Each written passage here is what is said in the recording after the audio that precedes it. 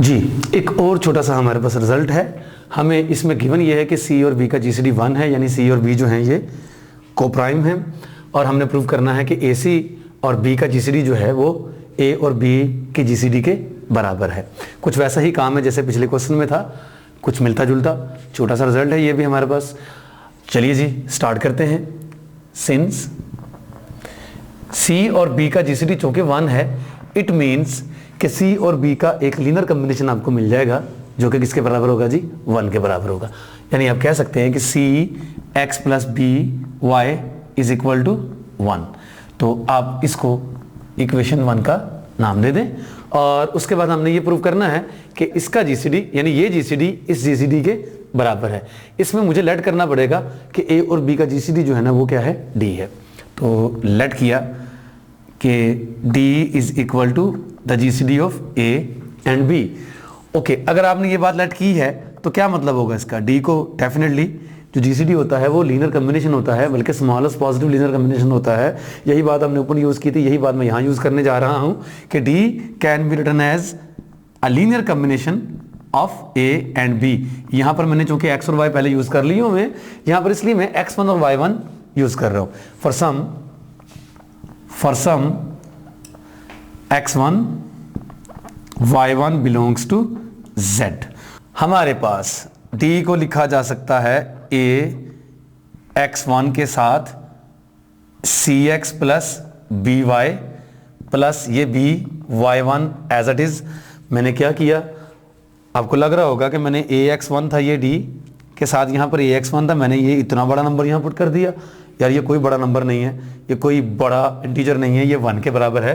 हमें इक्वेशन 1 कहती है कि C X plus B Y 1 के बराबर है, और 1 से अगर मैं इसको मल्टीप्लाई कर दूंगा तो इससे कोई फर्क नहीं पड़ेगा। मैं यहाँ पे लिख देता हूँ यूजिंग इक्वेशन 1। ओके जी, अब मैं इसको क्या करूँगा जी, ये बन जाएगा D is equal to A C x1 x A C x1 x, और इसको जब इससे भी करेंगे मल्टीप्लाई तो क्या आ जाएगा A B x1 y plus B y1 ये वाला, और यहाँ से आप ए सी बाहर रहने दें और यहाँ से क्या करें b कॉमन ले लें। b कॉमन ले लेंगे तो क्या बचेगा जी आपके पास a x1 y प्लस यहाँ से y1। आप देख सकते हैं x1 x इंटीजर थे, x1 y और y1 ये भी इंटीजर्स थे, a भी इंटीजर था, ये भी इंटीजर हो गया, ये भी इंटीजर हो गया। भैया ये क्या बन गया डी। इस वक्त डी क्या बना हुआ है, लीनियर कॉम्बिनेशन किस किस का, ए सी का और बी का। मेरे जहन में ये कैसे आइडिया आया कि मैं यहाँ पर ए सी और जो है ना लेके आऊँ, तो क्यों आइडिया आया, क्योंकि यही चीज़ मैंने लेके आनी थी।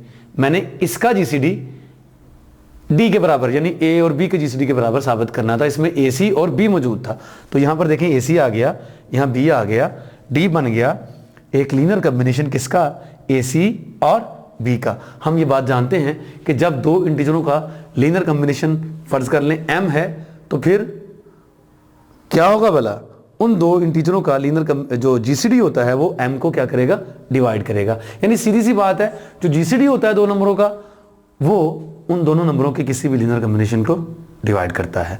यहां पर इन पर्टिकुलर जीसीडी किसको डिवाइड करेगा जी, डी को। किसके जीसीडी, ए सी, और बी का जो जीसीडी है वो डी को डिवाइड करेगा। तो यहां से मैंने कह दिया कि GCD of A C and B will divides D. और क्या करना है जी, इसको इक्वेशन 2 का नाम दे देना है। मैंने साबित किया कि ए सी और बी का जो जीसीडी है वो डी को डिवाइड कर रहा है। अब किसी भी तरीके से मैं ये साबित कर दूं कि जो डी है वो ए सी और बी के जीसीडी को डिवाइड कर रहा है, उल्टा काम, तो वो कैसे साबित कर सकते हैं। बिल्कुल आपके पास डी मौजूद है ए और बी के जीसीडी के तौर पर। अगेन हमने उसी चीज को दोबारा यूज करना है कि D is the GCD of A and B. It means क्या होगा, डी डिवाइड करेगा ए को भी एंड डी डिवाइड करेगा बी को भी। जीसीडी हमेशा जिन नंबरों का वो जीसीडी है उनको डिवाइड करता है। तो क्या आ जाएगा जी हमारे पास, डी ए को डिवाइड करता है, डी बी को डिवाइड करता है, ए के साथ अगर मैं सी को भी लगा दूं तो भैया डेफिनेटली अगर डी ए को डिवाइड करता है तो सी के किसी भी मल्टीपल को भी लाजमी तौर पर वो डिवाइड करेगा। ट्रांजिटिव लॉ अगर हम यूज कर लें यहाँ पर, और डी बी को डिवाइड कर रहा है। यहां मैं सी नहीं लगाऊंगा, मुझे सिर्फ यहां चाहिए था। क्यों चाहिए था? क्योंकि इन्हीं दोनों के जीसीडी को मैंने साबित करना है कि डी डिवाइड कर रहा है, और वो मैंने कर दिया हुआ है। कैसे कर दिया हुआ है? डी एसी को भी डिवाइड करेगा, डी बी को भी डिवाइड करेगा अगर, तो फिर डी यकीनन इन दोनों के जीसीडी को भी डिवाइड करेगा। क्या होगा जी? D will divides the GCD of AC and B, और इसको आप स्टेटमेंट 3 का नाम दे दें। फ्रॉम 2 and 3, 2 कौन सा था जी? ये वाला रिजल्ट, कि ये इसको डिवाइड कर रहा है, और 3 में उल्टा काम है, डी इसको डिवाइड कर रहा है। तो फ्रॉम 2 and 3 वही कंक्लूड दैट, ये भी चूंकि जीसीडी है, ये भी चूंकि जीसीडी है, जीसीडी हमेशा पॉजिटिव होता है, और अगर ये दोनों जीसीडीज एक दूसरे को डिवाइड कर रहे हैं तो यकीनन ये दोनों क्या होंगे? बराबर होंगे।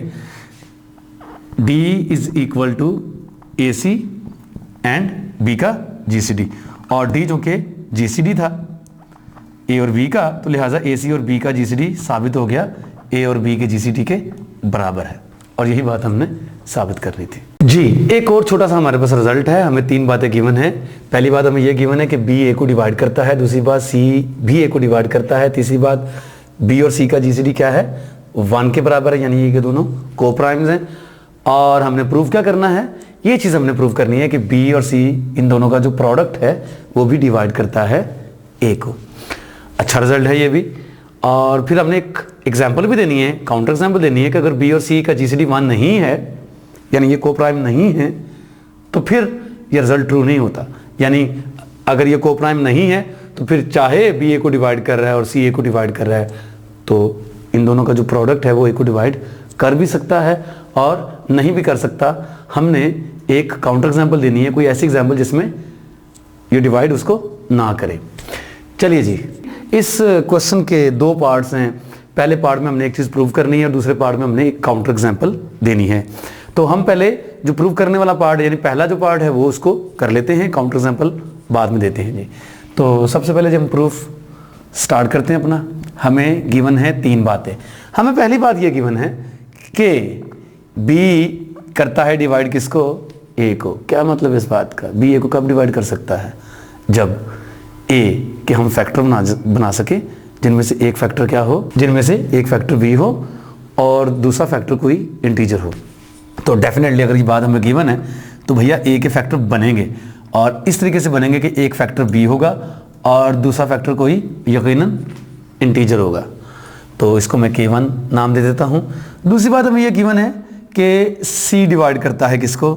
A को। इसका क्या मतलब होगा? इसका मतलब ये होगा कि A के फैक्टर बनेंगे और इस तरीके से बनेंगे कि एक फैक्टर C होगा और दूसरा फैक्टर यकीनन कोई इंटीजर होगा, और वो वाला इंटीजर इस इंटीजर के बराबर ज़रूरी नहीं है। इसको मैं K2 का नाम दे रहा हूँ। और तीसरी बात हमें क्या गिवन है कि यार B और C का GCD क्या है? 1 है। तीसरी बात, चूंकि B और C का GCD 1 हमें गिवन है, तो भैया इस बात का क्या मतलब है? यकीनन 1 जो है वो एक लीनियर कॉम्बिनेशन के तौर पर पड़ा हुआ है किस किस के? B और C के। तो हम लिख सकते हैं कि 1 is equal to BX plus CY। X, Y, K1 और K2 ये चारों क्या हैं? इंटीजर्स हैं। मैं इसको इक्वेशन 1 का नाम दे देता हूं, इसको 2 का और इसको 3 का, और मैं लिख देता हूं नीचे कि K1, K2, X और Y ये चारों क्या हैं? इंटीजर्स हैं। For some K1, K2, X, Y belongs to Z। चलिए जी, ये चीज़ें हमें गिवन थी, हमने उनको अपने अंदाज से लिख लिया है। अब हमने जो प्रूफ करना है वो क्या है? B और C का जो प्रोडक्ट है वो A को डिवाइड करता है। तो मैंने असल में क्या करना है, मैंने A के फैक्टर बनाने हैं इस तरीके से कि एक फैक्टर आ जाए BC और दूसरा फैक्टर कोई इंटीजर हो। तो ये बात मैं कैसे साबित कर सकता हूँ? मैं ऐसा करता हूँ, इक्वेशन 3 का पहले इस्तेमाल करता हूँ और इसको दोनों तरफ मैं A से कर लेता हूँ multiply. From 3 we can right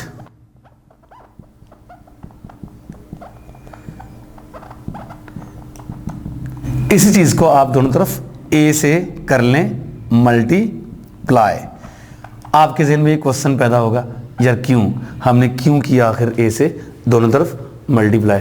उसकी रीज़न साफ है, मैंने जो प्रूव करना है साफ नज़र आ रहा है। मैंने ए के फैक्टर बनाने हैं। ए को मैंने दो नंबरों के, दो इंटीजर्स के प्रोडक्ट के फॉर्म में लिखना है, जिनमें से एक इंटीजर क्या है, बी सी। तो लेफ्ट साइड पे तो ए ही होना है, इसलिए मैंने यहाँ पर ए से दोनों को मल्टीप्लाई कर दिया इक्वेशन 3 के साथ। अब ये आपके पास ए आ गया लेफ्ट साइड पर, और जब मैं इनको मल्टीप्लाई करूंगा तो ये आ जाएगा A B X plus A C Y. जी वही बात, मैं उसी चीज़ को फिर बोल रहा हूँ कि मैंने करना क्या है, ए के फैक्टर बनाने हैं जिनमें से एक फैक्टर बी सी हो, दूसरा फैक्टर कोई इंटीजर हो। तो मैंने यहाँ से बी सी को क्या करना है, कॉमन लेना है। यार बी सी में कैसे कॉमन ले सकता हूँ, यहाँ पर बी है, सी नहीं है, यहाँ पर सी है तो बी नहीं है। बी सी में तभी कॉमन ले सकता हूँ जब इन दोनों टर्म्स के साथ B C as a factor मौजूद हो, जिसको मैं कॉमन ले सकूँ। तो मुझे किसी भी तरीके से यहाँ पर क्या लेके आना है, सी लेके आना है, और यहाँ पर क्या लेके आना है, बी लेके आना है, ताकि यहाँ भी बी सी बन जाए और यहाँ पर भी बी सी बन जाए। आइए हम ऊपर देखते हैं दोबारा। तीसरी इक्वेशन का तो इस्तेमाल कर लिया हुआ हमने, अब ये दोनों इक्वेशन रहती हैं। यहाँ पर ए के फैक्टर्स बने हुए जिनमें से एक फैक्टर बी है, यहाँ पर ए के फैक्टर बने हुए जिनमें से एक फैक्टर सी है। ए यहाँ पर भी मौजूद है, यहाँ पर भी मौजूद है, यहाँ बी पड़ा हुआ था, मैं सी लाना चाह रहा था। तो मैं इन दोनों में से कौन सी इक्वेशन इस्तेमाल करूँगा, यहाँ पर ये करूँगा कि ये करूँगा, साफ नज़र आ रहा है भैया, ये वाली करूँगा। तो मैं इक्वेशन 2 का इस्तेमाल करके यहाँ पर ए की जगह सी के 2 लिख दूंगा, और यहाँ पर इक्वेशन 1 का इस्तेमाल करके मैं ए की जगह बी के 1 लिख लूँगा। चलिए जी, ये क्या बन गया, A will be equal to A की जगह सी के 2 और आगे B X as it is रहेगा, प्लस यहां पर भी ए है, लेकिन यहां वाले ए की जगह मैं बता चुका हूं क्या पुट करना है मैंने, बी के 1। तो यहां पर आ जाएगा बी के 1, आगे सी वाई एज इट इज पड़ा हुआ है। मैंने इक्वेशंस 1 और 2 का इस्तेमाल किया है, और इक्वेशंस 1 और 2 का मैंने अपनी मर्जी से इस्तेमाल किया है, इस तरीके से इस्तेमाल किया है कि मेरा रिजल्ट प्रूव हो जाए। यहां पर यह बात भी क्लियर है।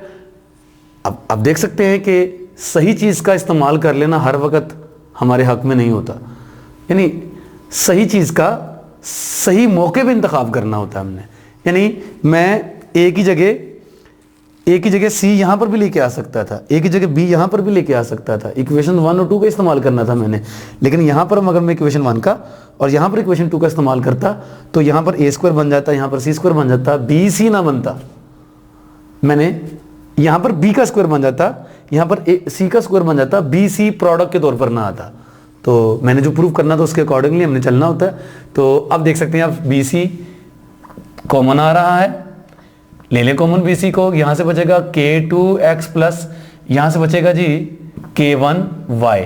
आप देख सकते हैं कि k2x k1 और y ये इंटीजर्स थे, इनके प्रोडक्ट का सम यानी ये जो लीनियर कॉम्बिनेशन बना है ये भी दरअसल क्या है, एक इंटीजर ही है। तो आप देख सकते हैं कि बी सी डिवाइड कर रहा है किसको, ए को, और यही हमने प्रूफ करना था जी। प्रूफ हमने कर लिया। अब हमने देनी है एक काउंटर एग्जाम्पल। क्या देनी है, अगर बी और सी का जीसीडी 1 नहीं है तो चाहे बी ए को डिवाइड करता है और सी भी ए को डिवाइड करता है, लेकिन बी सी ए को डिवाइड नहीं करेगा, कोई ऐसी हमने एग्जाम्पल देनी है। चलिए जी, काउंटर एग्जाम्पल मैं लिख रहा हूं यहां पर, काउंटर एग्जाम्पल जी। मैं अगर आपसे कहूं कि यार आप बी को ले लो 5 और सी को ले लो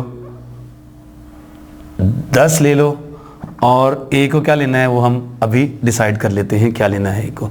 मैंने बी और सी की जगह कोई ऐसे इंटीजर्स लेने थे जिनका जो जीसीडी है वो 1 ना हो। क्लियरली 5 और 10 का जीसीडी 1 नहीं है।